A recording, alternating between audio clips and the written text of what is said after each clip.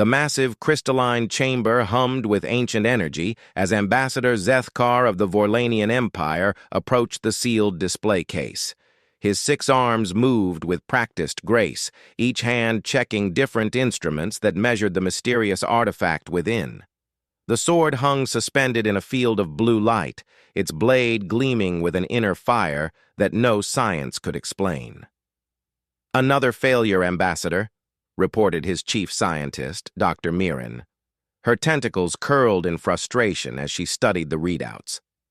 "The Krillian delegation attempted extraction yesterday. Their molecular disruptors had no effect on the containment field. The sword remains untouchable."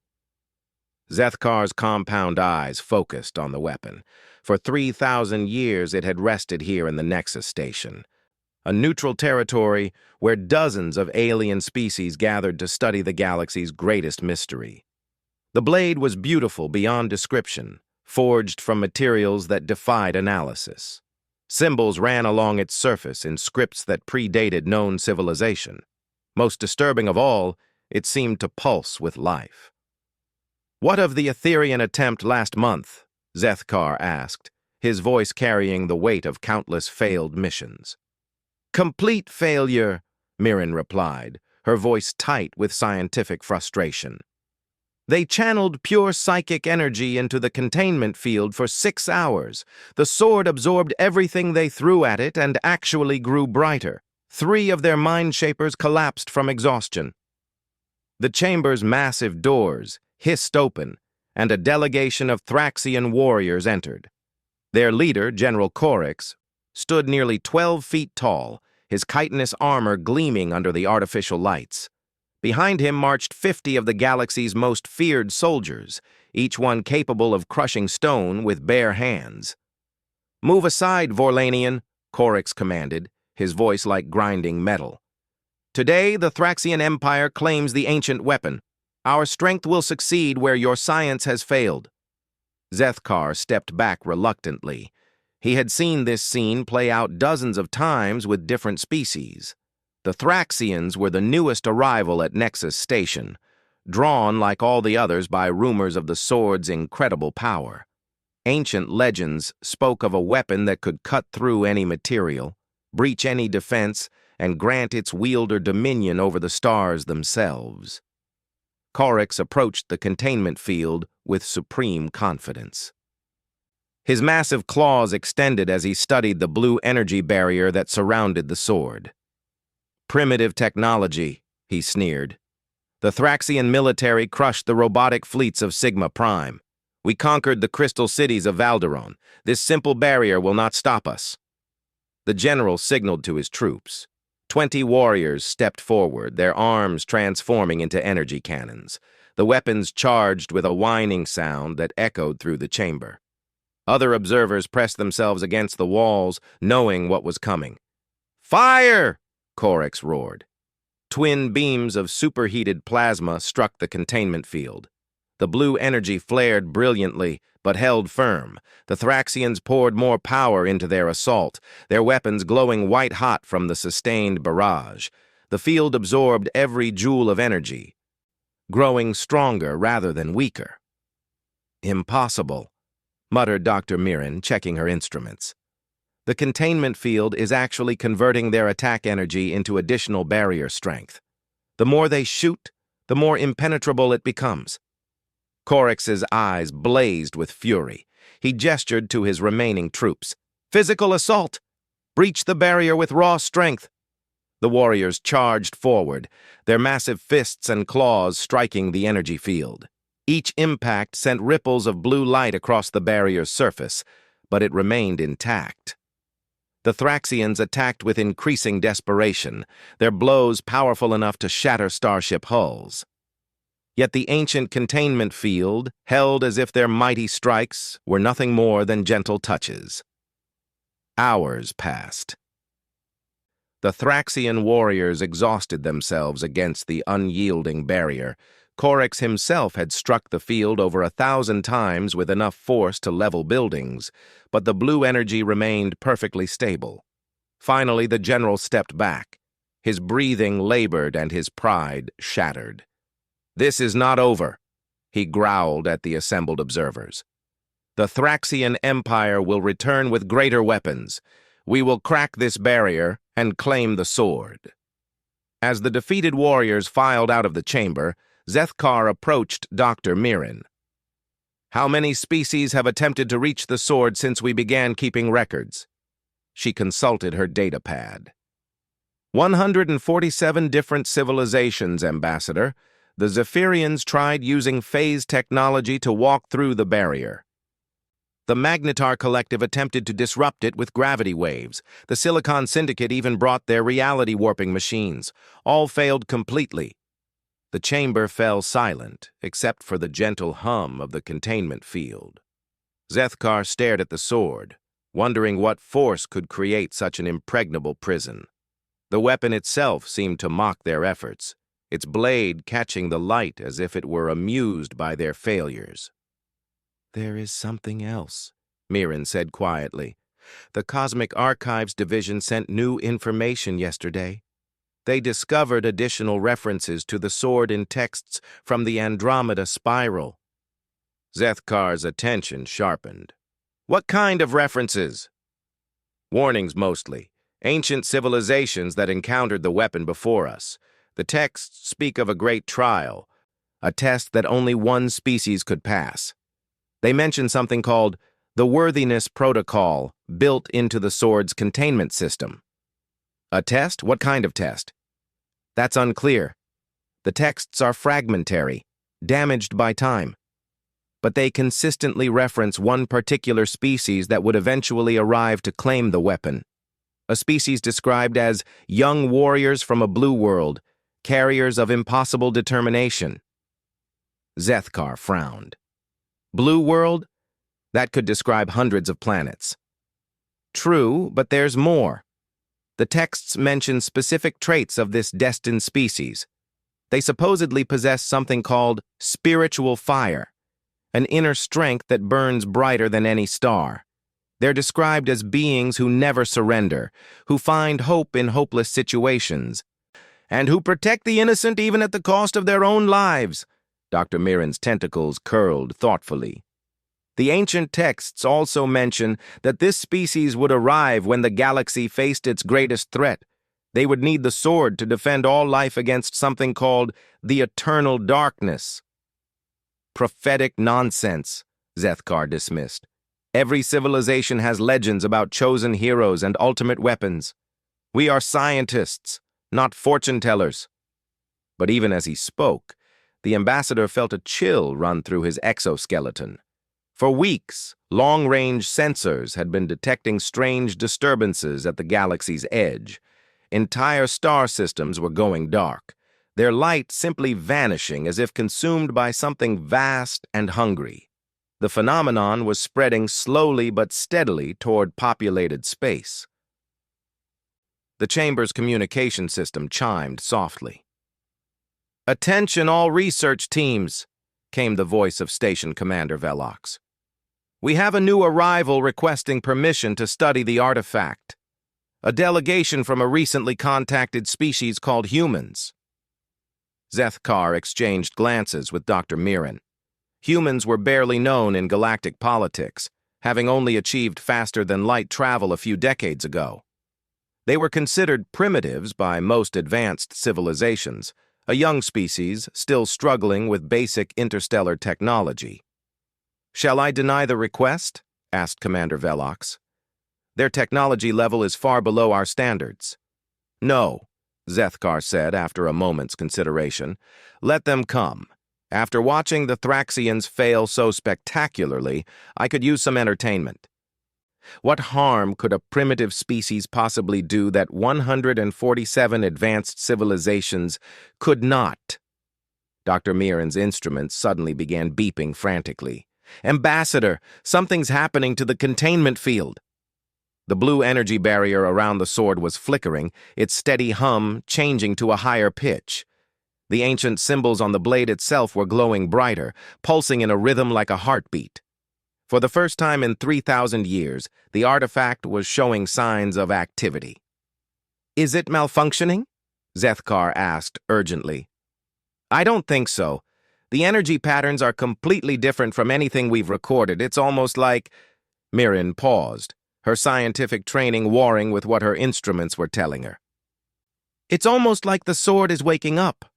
The pulsing intensified, and the chamber's lights dimmed as power fluctuated throughout the station. Whatever was happening to the ancient weapon, it was affecting the entire facility.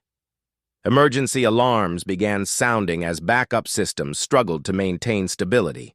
"Commander Velox to all stations," came the urgent announcement. "Unknown energy surge detected in the artifact chamber. All non-essential personnel evacuate to safe zones immediately."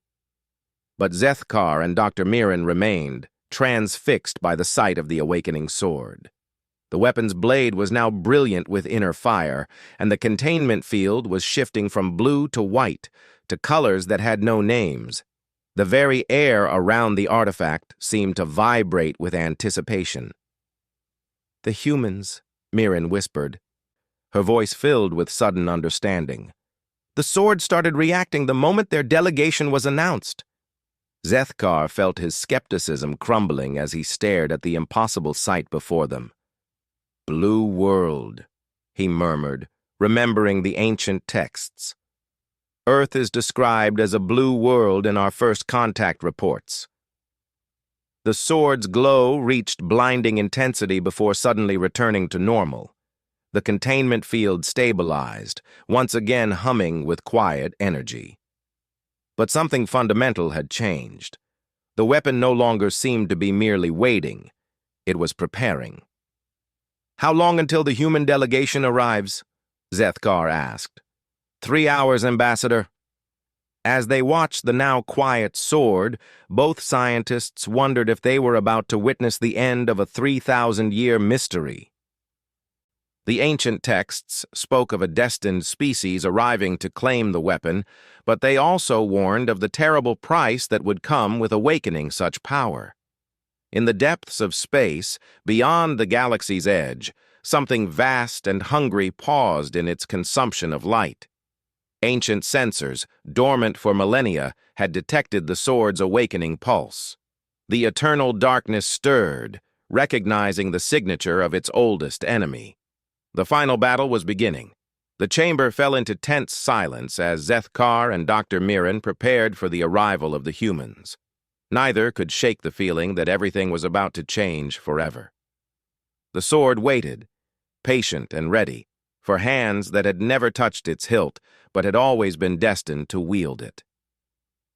Outside the station, a small human transport ship approached through the void, carrying 3 representatives of Earth who had no idea they were about to fulfill an ancient prophecy. The universe held its breath as 2 forces that had been separated by time and space finally began to converge. The human transport ship docked with Nexus Station with surprising gentleness for such a primitive vessel. Ambassador Zethkar watched through the observation windows as 3 figures in simple environmental suits emerged from the airlock. They moved with an easy confidence that seemed at odds with their species' reputation for being newcomers to galactic civilization. Commander Sarah Chen led the human delegation, her movements precise and economical. Behind her walked Dr. James Wright, a xenoarchaeologist whose eyes already gleamed with curiosity about the ancient artifact. The third member surprised many observers, Sergeant Marcus Rodriguez, a military escort whose presence suggested the humans took this mission more seriously than anyone expected. "Welcome to Nexus Station," Zethkar greeted them in the common galactic tongue. "I am Ambassador Zethkar of the Vorlanian Empire. We were not expecting humans to have interest in archaeological matters." Commander Chen smiled, and Zethkar was struck by the warmth in her expression. Most galactic diplomats maintained careful emotional control, but this human radiated a genuine friendliness that was both disarming and oddly compelling. "Thank you for having us, Ambassador," Chen replied in accented but clear galactic standard. "We may be new to the neighborhood, but Earth has always been fascinated by ancient mysteries. When we heard about an artifact that has puzzled the galaxy's greatest minds for 3,000 years, we couldn't resist taking a look." Dr. Mirren approached with her datapad ready. I must inform you that 147 species have attempted to access or analyze the weapon. All have failed completely. The containment field has proven impervious to every form of technology and energy we've applied to it. Dr. Wright nodded thoughtfully. We read the reports during our journey. Very impressive failures, I have to admit. The Thraxian assault yesterday was particularly energetic. Then why have you come? Zethkar asked. What do you hope to accomplish that the galaxy's most advanced civilizations could not? Sergeant Rodriguez spoke for the first time, his voice carrying a quiet strength. Sometimes the hardest problems need simple solutions, Ambassador. We thought it was worth a try. As they walked toward the artifact chamber, news of the human arrival spread through the station. Representatives from dozens of species gathered to observe, some curious, others openly skeptical. The Thraxian delegation watched from a balcony, General Corix's compound eyes glittering with barely concealed contempt. Look at them, he rumbled to his aide. Soft creatures with no natural weapons, no armor, no enhanced strength. If the mighty Thraxian Empire could not breach the barrier, what hope do these weaklings have? But other observers were not so dismissive.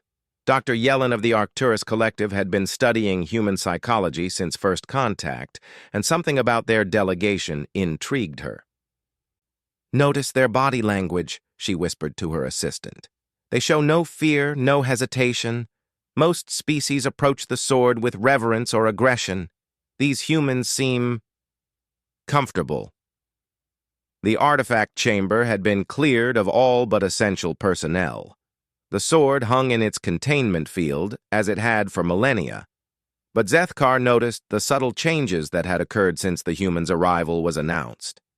The weapon's inner glow was slightly brighter, and the ancient symbols along its blade seemed to shift and flow when viewed from the corner of one's eye. Magnificent, Dr. Wright breathed as he saw the sword for the first time. He pulled out a simple tablet computer, primitive by galactic standards, but perfectly functional. The craftsmanship is extraordinary. Those symbols, they're not from any known writing system, but there's something familiar about the geometric patterns. Commander Chen studied the containment field with professional interest. How stable is the energy barrier? Perfectly stable, Dr. Mirren replied.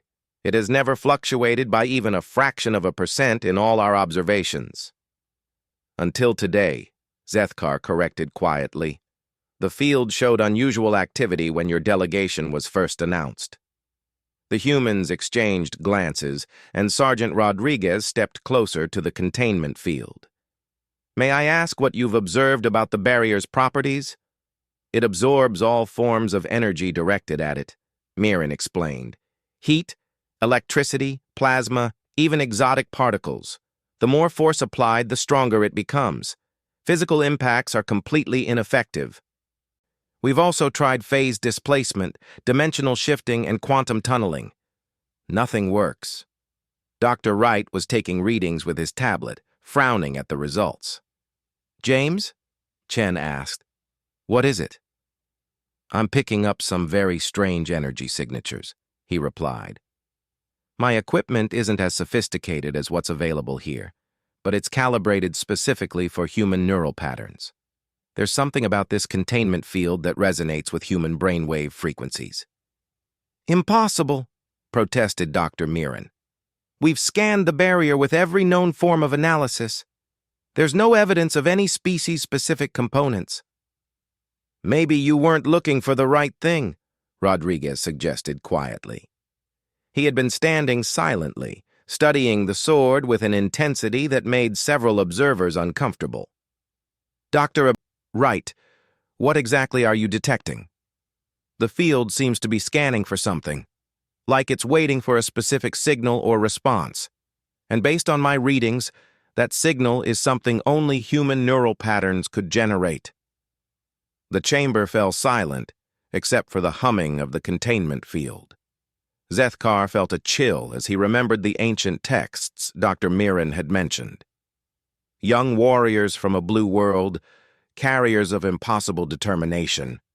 There's more, Wright continued, consulting his tablet. I'm detecting trace elements in the sword's composition that match materials found only on Earth. Iron with a specific isotopic signature that exists nowhere else in the known galaxy. That's impossible, Zethkar protested. This weapon predates human civilization by millions of years. The iron is ancient, Wright agreed, but it's definitely from Earth. Someone took material from our world and forged it into this blade long before humans even existed. Commander Chen approached the containment field, her expression thoughtful. If this weapon was meant for humans, there must be a reason. Some purpose we're supposed to fulfill. As if responding to her words, the sword's glow intensified slightly. The ancient symbols along its blade began to pulse in a steady rhythm, and several observers gasped as they recognized the pattern. It's a heartbeat, whispered Dr. Mirren. The pulsing matches human cardiac rhythm exactly. Sergeant Rodriguez stepped forward, his training taking over as he assessed the situation. Commander, request permission to attempt direct contact with the containment field. Absolutely not, Zethkar interjected. The barrier has proven deadly to direct contact. The Zephyrian delegation lost 2 researchers when they tried to touch it with their bare hands. We appreciate the warning, Ambassador, Chen replied diplomatically. But Sergeant Rodriguez has extensive experience with unexploded ordnance and dangerous artifacts. If anyone can assess the safety of direct contact, it's him. Rodriguez was already removing his environmental suit gloves, ignoring the shocked murmurs from the assembled observers. The field's not hostile, he said calmly. It's selective. It only attacks what it considers a threat. How can you possibly know that? Demanded General Corix from his observation position. Because it's been scanning us since we entered the chamber, Rodriguez replied. Human military training teaches you to recognize when you're being evaluated. This barrier has been taking our measure, and it's decided we're not enemies. He extended his bare hand toward the blue energy field. Every observer held their breath as his fingers approached the barrier that had defeated the galaxy's most powerful forces. The moment his skin made contact, the impossible happened. The containment field parted like water, flowing around his hand without offering any resistance. Rodriguez pushed his arm deeper into the barrier, and it continued to accommodate him perfectly. The sword hung just inches from his fingertips, waiting. By the ancient stars, breathed Zethkar. How is this possible?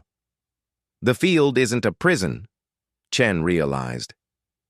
It's a lock, and humans are the key. Dr. Wright was frantically taking readings as Rodriguez extended his reach toward the weapon. The energy patterns are completely different now. The barrier is actively helping him reach the sword.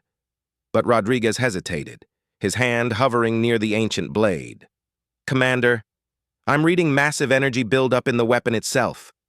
If I touch this thing, something big is going to happen. What kind of something? Chen asked. Unknown. But the sword feels alive, aware, like it's been waiting for this moment for a very long time. Through the chamber's communication system came an urgent voice. All stations, priority alert. Long-range sensors are detecting massive disturbances at the galaxy's rim. Multiple star systems have gone completely dark in the past hour. Whatever's out there is accelerating its approach. The timing was not coincidental. As the human reached toward the ancient weapon, something in the void between galaxies had taken notice. Ancient enemies were stirring, and the final confrontation that had been delayed for millions of years was finally beginning. Sergeant, Chen said quietly, I believe we're supposed to be here. This weapon was made for humans, and the galaxy needs us to claim it. Whatever's coming, we're going to have to face it. Rodriguez nodded, understanding the weight of the moment. His fingers closed around the sword's hilt. The universe exploded into light. Energy cascaded through the chamber as the sword's true power awakened. The containment field collapsed instantly, its purpose fulfilled after 3 millennia of waiting. Ancient systems throughout Nexus Station came online for the first time since the weapon's arrival, displaying star charts and tactical information in languages that predated known civilization. The sword itself transformed in Rodriguez's grip. Its blade shifted from gleaming metal to pure energy, extending and reshaping itself as if responding to his thoughts. Knowledge flooded his mind, techniques for wielding the weapon, understanding of its true capabilities, and terrifying awareness of why it had been created. "The Devourers," he whispered, his voice carrying new authority. "They're coming. The things that eat light, that consume entire civilizations. This sword was forged to fight them." Through the chamber's walls, they could see the stars themselves beginning to flicker as something vast approached from the deep void. The ancient enemy had sensed the sword's awakening and was responding with deadly purpose. "How long do we have?" Chen asked. Rodriguez consulted knowledge that wasn't his own, information downloaded directly from the weapon's ancient memory cores. 3 days, maybe 4. Then they'll reach the first populated systems. The chamber filled with representatives from dozens of species, all staring in awe and terror at the transformed human soldier. General Corix himself descended from his observation post, his earlier contempt replaced by wary respect. "Human warrior," the Thraxian general rumbled. "What do you require from us?" Rodriguez looked around at the assembled aliens, seeing them not as competitors, but as allies in the fight to come. The sword's influence was changing him, preparing him for a role he had never imagined. "We're going to need every ship, every weapon, every warrior you can muster," he replied. "The Devourers have been waiting for us to find this sword because they know it's the only thing that can stop them. Now that we have it, they're coming for all of us." The ancient prophecy was fulfilled, but the real test was just beginning. The assembled fleets hung in formation around Nexus Station like a metallic constellation against the dying stars. Ships from 147 different civilizations had answered the call, their crews united by desperate necessity. The Thraxian dreadnoughts floated alongside delicate Etherian mineships, while Vorlanian research vessels shared space with the massive construction platforms of the Silicon Syndicate. Sergeant Marcus Rodriguez stood in the station's command center, the ancient sword at his side pulsing with barely contained power. The weapon had continued to evolve since he first grasped it, its energy blade now extending nearly 4 feet from the hilt.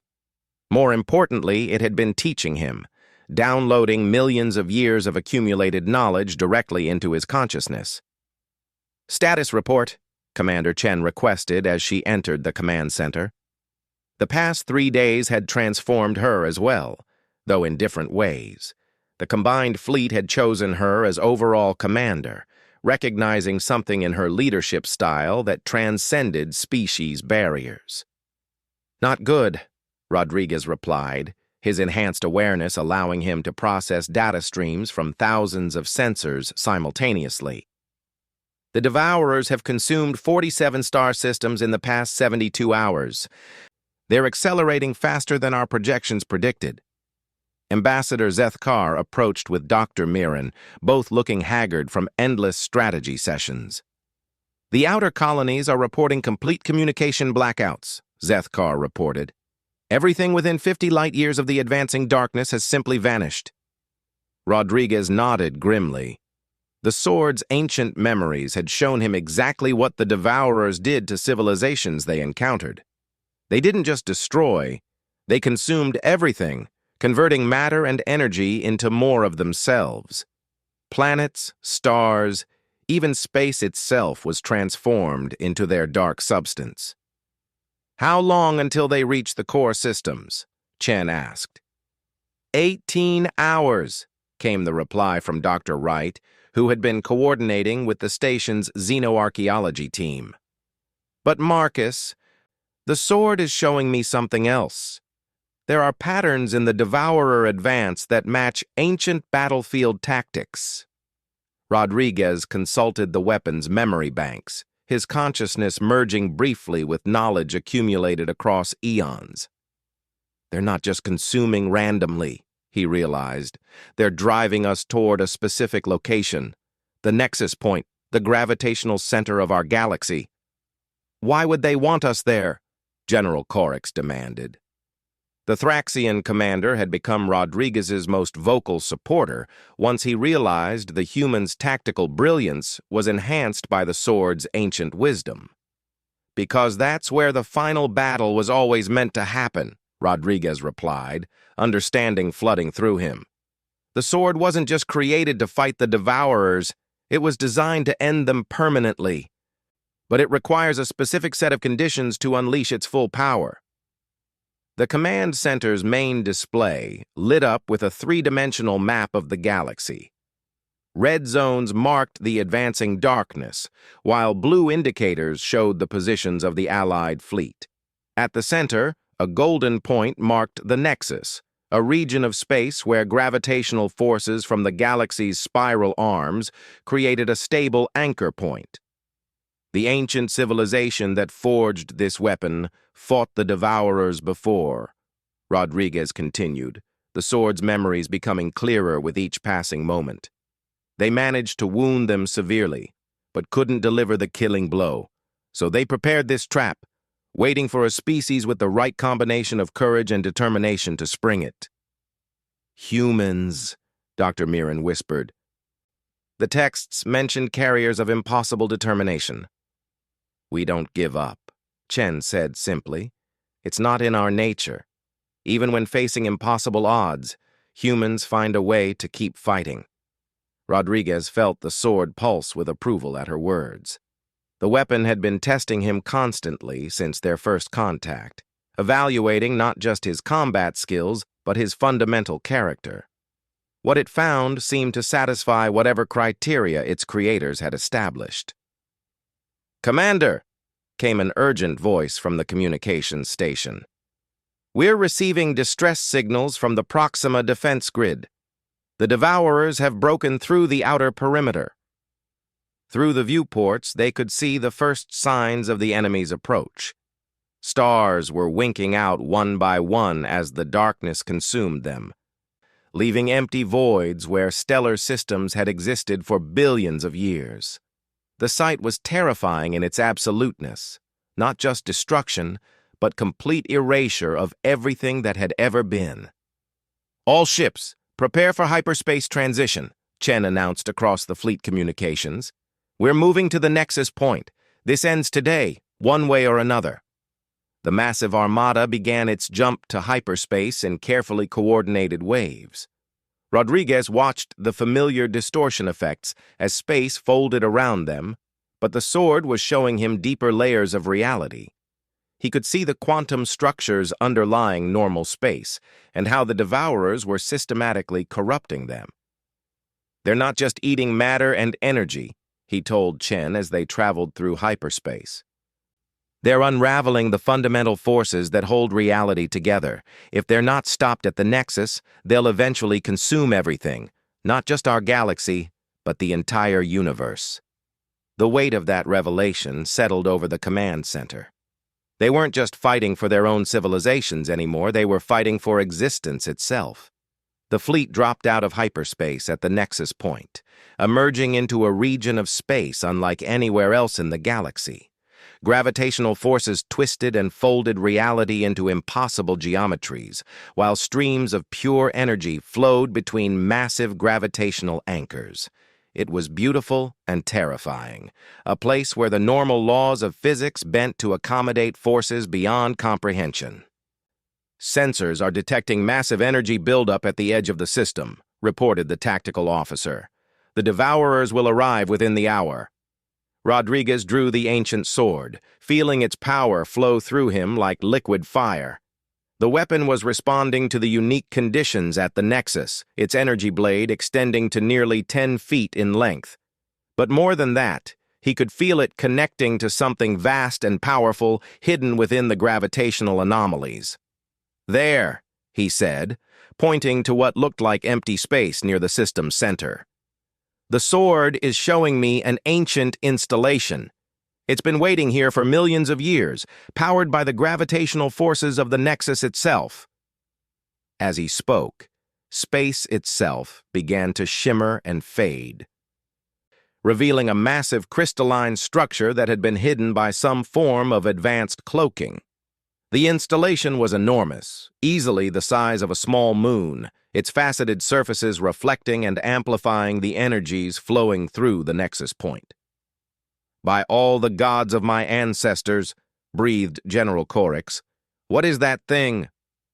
"The Forge of Stars," Rodriguez replied, ancient knowledge flowing through him. "The final weapon of the civilization that created this sword. They built it here at the galaxy's heart, waiting for someone with the courage to activate it." The sword in his hands pulsed with increasing intensity, resonating with the massive installation. But Rodriguez could feel the terrible price that would come with using such power. The weapon's memories were clear. Activating the forge would require the ultimate sacrifice from its wielder. "Marcus," Chen said quietly, seeing the expression on his face, "what aren't you telling us?" "The forge can destroy the Devourers completely," he replied. "It will unravel their dark matter composition and send a wave of purifying energy through the entire universe, cleansing every trace of their corruption. But someone has to guide the process manually. The sword wielder has to stay connected to the forge throughout the activation sequence." The implications were clear. Rodriguez would have to sacrifice himself to save the galaxy. "No," Chen said firmly. "There has to be another way. We'll find a different solution." But even as she spoke, the Devourers arrived. They came not as ships or creatures, but as a wave of absolute darkness that consumed space itself. Where they passed, stars simply ceased to exist, their light swallowed by the advancing void. The Allied fleet opened fire immediately, their combined firepower illuminating the darkness with brilliant displays of energy. The attacks had no effect. The Devourers absorbed every shot, every missile, every exotic particle beam the galaxy's finest weapons could produce. Worse, they began to grow stronger, feeding on the energy directed at them. "All ships, cease fire," Chen commanded. "We're only making them stronger." Rodriguez was already moving toward the station's docking bay, where a small transport waited. The sword's guidance was pulling him toward the ancient installation, its crystalline surfaces now glowing with awakening power. "Marcus, wait!" Chen called after him. He turned back one final time, seeing the fear and determination in her eyes. "This is why humans were chosen, Sarah. Not because we're the strongest or the smartest, but because we're willing to sacrifice everything to protect others. The sword's creators knew that when the time came, we'd do what needed to be done." The transport launched from Nexus Station as the Devourers closed in on the fleet. Rodriguez piloted the small craft through the twisted space around the forge, feeling the ancient sword guide his movements. Behind him, the darkness was consuming ship after ship, erasing entire civilizations in moments. He docked with the forge's central platform, stepping into chambers that had waited empty for millions of years. The sword in his hands blazed with power as he approached the activation controls, its energy merging with the installation's ancient systems. "For Earth," he whispered, as he placed his hands on the crystalline interfaces. "For humanity. For everyone." The Forge of Stars awakened with a sound like reality itself singing. Power flowed through Rodriguez as he became one with the ancient weapon, his consciousness expanding to encompass the entire galaxy. He could feel every star, every planet, every living being threatened by the approaching darkness. And then he unleashed the light. The wave of purifying energy that erupted from the forge was visible across the entire galaxy. It washed over the Devourers like a tsunami of pure creation, unraveling their dark matter composition and restoring the consumed stars to brilliant life. The corruption they had spread through space was cleansed, reality itself healing from their touch. Rodriguez felt himself dissolving into the energy wave, his consciousness joining with the sword's ancient spirits. But in his final moment, he felt something unexpected. Not ending, but transformation. The sword's creators had not designed a weapon of mere destruction, but of renewal. His sacrifice became something greater, his spirit joining the eternal guardians who watched over the galaxy. And somewhere in the restored light of 1 billion stars, humanity's courage burned on.